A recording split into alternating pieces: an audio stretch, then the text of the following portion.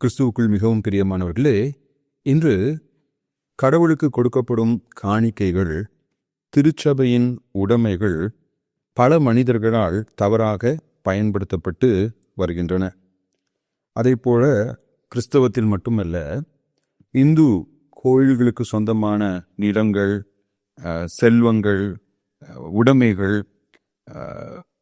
இஸ்லாமியர்களுக்கு சொந்தமான சில உடைமைகள் என்று கடவுளுக்காக கொடுக்கப்படும் செல்வங்கள், கடவுளின் உடைமைகள் பல தனி மனிதர்களால் ஆக்கிரமிக்கப்பட்டு அவர்களுடைய சொந்த தேவைகளுக்காக, இல்லை என்றால் சொந்த விருப்பங்களுக்காக பயன்படுத்தப்பட்டு வருகின்றன. குறிப்பாக மிஷனரிகள் இந்தியாவிலே பல இடங்களிலே விட்டு சென்ற ஊழியத்திற்காக, சபைக்காக விட்டு சென்ற நிலங்கள் இன்றைக்கு தனி மனிதர்களின் உடைமைகளாய் மாறிவிட்டன. எஸ்ராவின் நாட்களிலே அவர் கடவுளின் ஆலயத்தை கட்டுவதற்காக காணிக்கை வசூலித்த போது அதை அவர் எவ்வாறு பயன்படுத்தினார் என்பது இன்றைக்கு நமக்கு பல ஆவிக்குரிய பாடங்களை கற்றுக் கொடுக்கக்கூடும். அதனை அறிந்து கொள்ள எஸ்ரா 8ஆம் அதிகாரம் 28, 29 வசனங்களை வாசிக்கலாம்.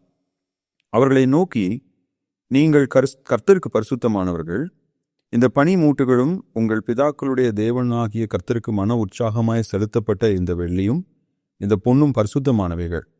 நீங்கள் அதை எருசலேமில் இருக்கிற தேவனுடைய ஆலயத்தின் அறைகளில் ஆசாரியர், லேவியருடைய பிரபுக்களுக்கும் இஸ்ரவேலுடைய வம்ச தலைவர்களுக்கும் முன்பாக நிறுத்து ஒப்புவிக்கும் மட்டும் விழிப்பாய் இருந்து அதை காத்து கொள்ளுங்கள் என்றேன்.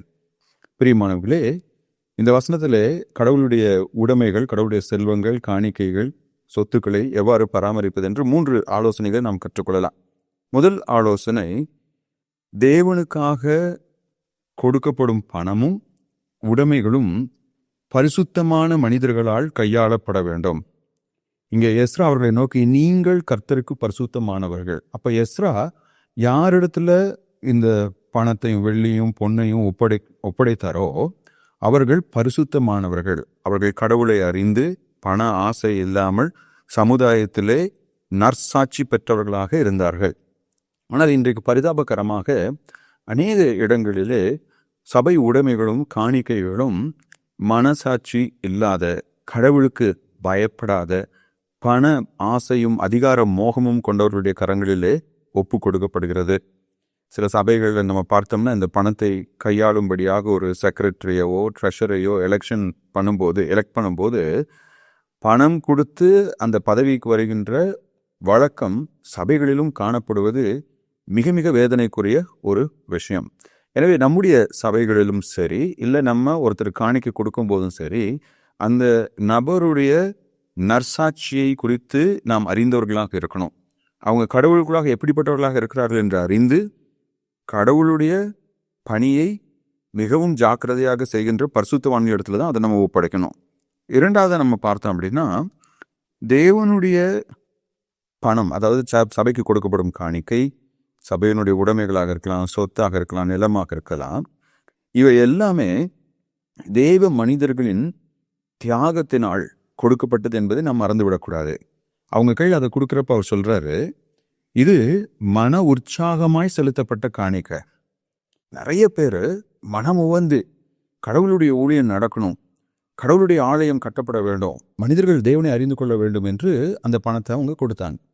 இப்போ இந்த பணம் என்பது பல மனிதர்களுடைய உழைப்பு, வேர்வை, தியாகம், கடவுளுக்கான ஒரு தரிசனத்தை உள்ளடக்கியதாக இருக்கிறது. அவங்க கடவுளுக்காக கொடுத்தாங்க, கடவுளுக்காக பயன்படுத்த வேண்டும் என்று கொடுத்தார்கள்.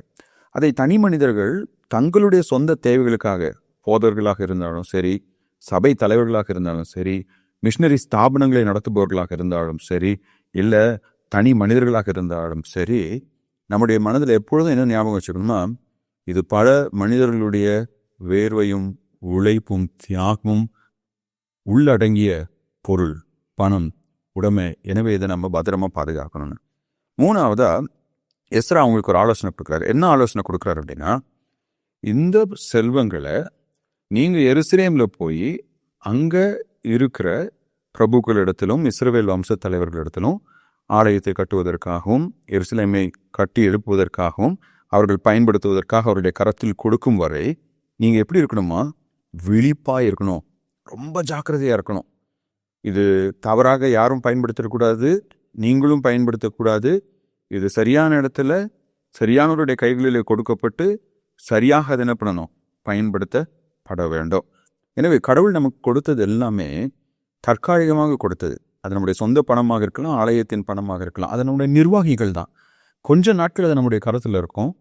சில நாட்கள் கழித்து நம்ம மறித்து விட்டோம், இல்லை என்றால் அதை வேற ஒரு இடத்துல நம்ம ஒப்படைக்க வேண்டியதாக இருக்கும்.